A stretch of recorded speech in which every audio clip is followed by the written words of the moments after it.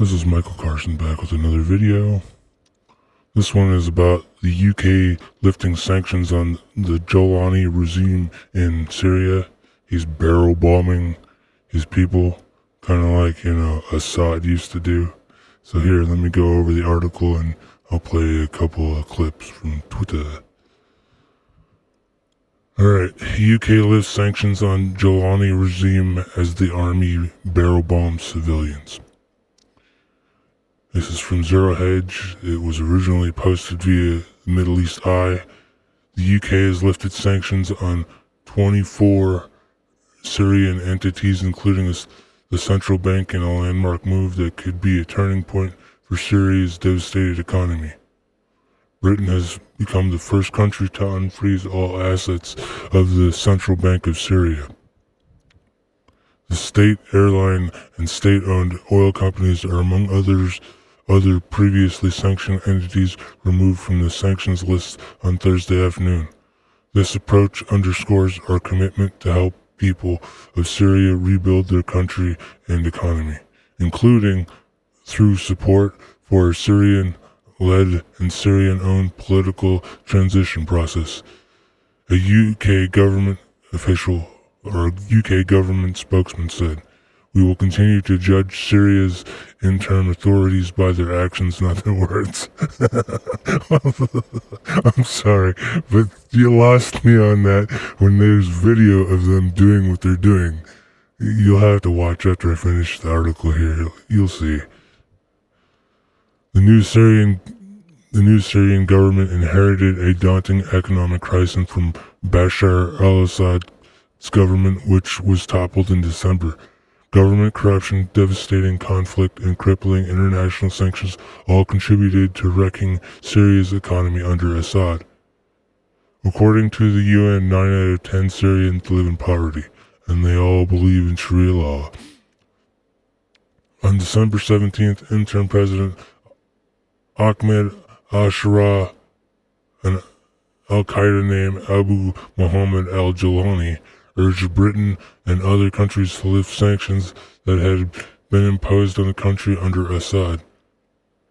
They should lift all restrictions in which were imposed on the flogger and the victim. The flogger is gone now. This issue is not up for negotiation, he said. Desperately needs a boost.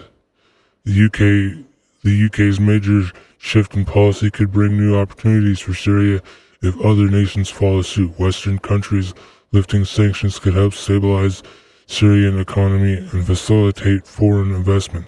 The Syrian government, led by al-Sharam, I'm not saying his full name, al-Sharam is his last name, and they say HTS in the parentheses, which is a proscribed terrorist organization in the UK as well as in the US. Western countries have lifted some sanctions but have made sanctions relief contingent on political reforms. In February, the European Union partially removed restrictions on the central bank and suspended sanctions on the energy and transport sectors. The US waived a ban on transactions with the Syrian government, facilitating humanitarian aid, but has kept sanctions in place. As long as U.S. sanctions remain, the material impact of Britain's move will be limited, which is kind of a good thing, because Britain's kind of being run by a clown show.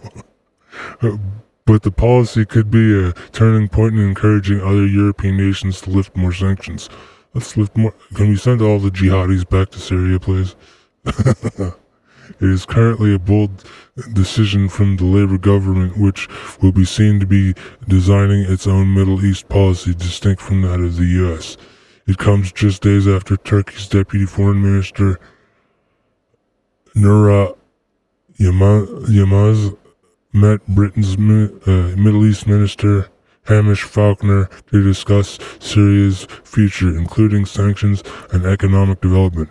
You know, when Turkey's on the side of somebody, just say no. Oh, man.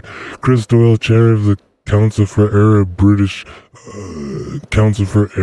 Understanding. What the hell is that? I've never heard of that one before.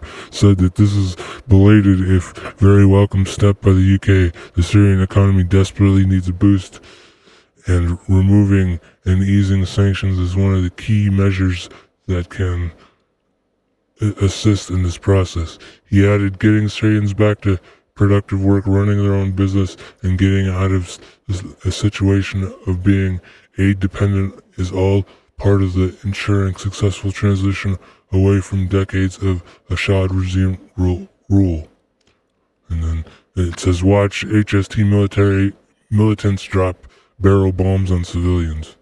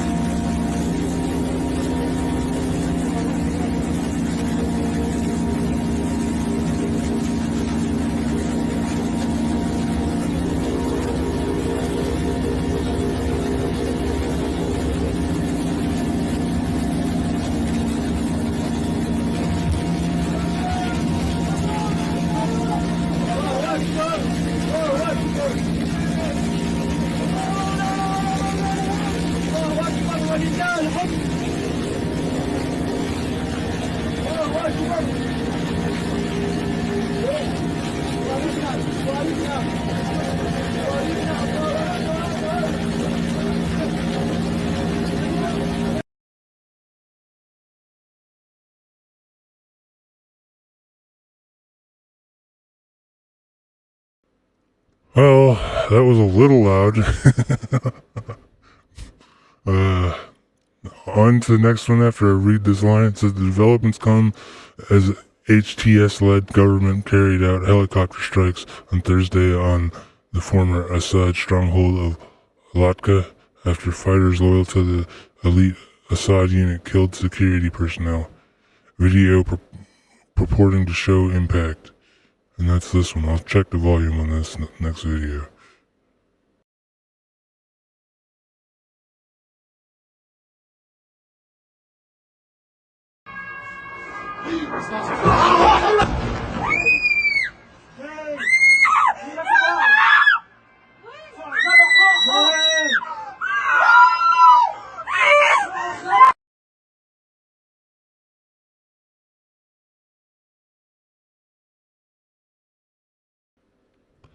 In the last few weeks, the government has launched extensive campaigns seeking to root out Assad loyalists from his former bastions.